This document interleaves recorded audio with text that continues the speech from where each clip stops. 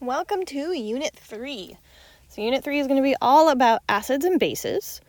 We are going to start slowly, just kind of introduce you, and honestly this might be somewhat of a review, but when you can compare just basic properties of acids and bases, you'll know you've got this lesson down. So, before I get started and tell you some things, you tell me what you know. All right, so when you hear these words, what things do you think of? So I know for me, when I think of acids, that makes me think of my teeth and the fact that, like coffee and soda and juices are not good for me because they're all very acidic, right? Or I might think of citrus and citric acid. Whereas, with bases, I usually think of cleaners. All right, so things like ammonia and bleach and oven cleaner, those are all bases. All right, just in general, and if this is all you know or even less than this, that's okay. We're going to learn about these things. But in general, some other things that you've probably heard of before is maybe the phrase pH. Right? That's something that is related to acids and bases. Maybe you've heard the term neutralization. All right? But we're going to get into all of these different things throughout this unit and more. So here are some basic characteristics you should be familiar with. I recommend writing these down. All right, but your acids, they taste sour. All right, so things like lemon is very acidic, orange is acidic but less acidic. All right, they are going to make your cuts sting, or they may burn your skin if it's a strong enough acid. Acids react strongly with metals. All right, so common foods that you find acids in are things like citrus and soda pop.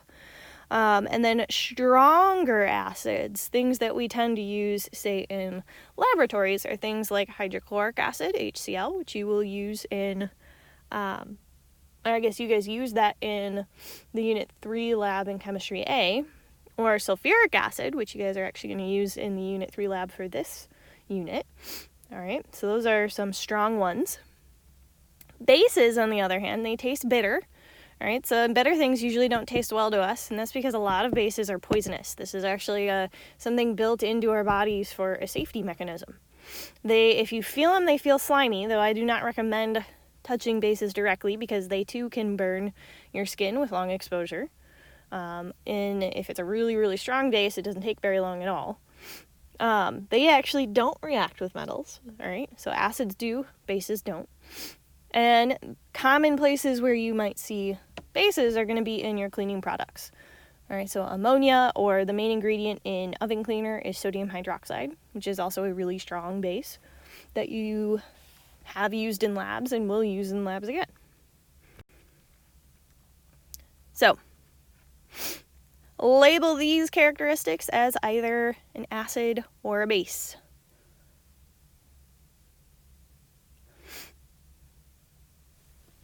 So hopefully you labeled this first one base. Reacting with metal is an acid. Feeling slippery is basic. And tasting sour is acidic. All right. Another thing that you want to be familiar with related to acids and bases is what happens when they react with each other. All right, and that's this term neutralization. All right, so you might be familiar with the idea of neutralizing something. You kind of, you end it, you cancel it out, you stop what's going on. All right, so in a neutralization reaction, you actually cancel out the acids and the bases. After the reaction, the thing that was an acid isn't acidic anymore, and the thing that was a base isn't basic anymore. All right. So in a neutralization reaction, you cancel out the acidic and basic properties of your substances. So when you have a neutralization reaction, all right, you're going to combine a base. So here's our NaOH, sodium hydroxide, and an acid. We got hydrochloric acid. And they are going to, this looks a lot like a double displacement reaction, but it's a special version that we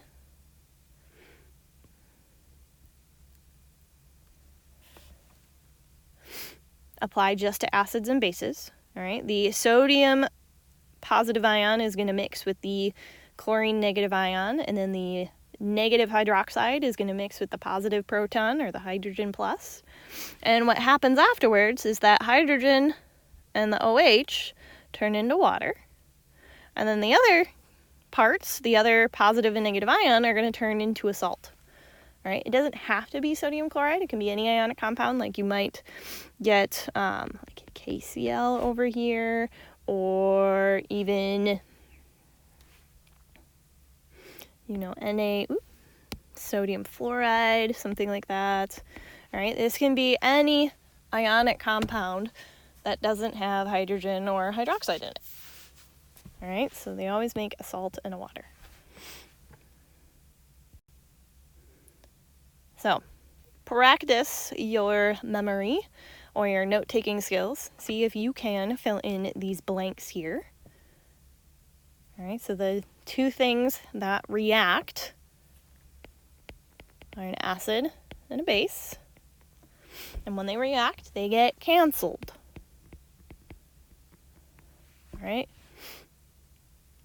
Actually, grammatically correct here would be cancel.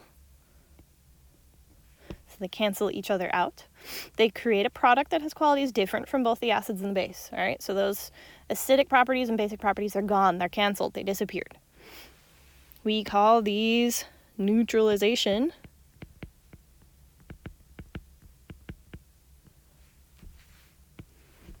And a neutralization reaction makes a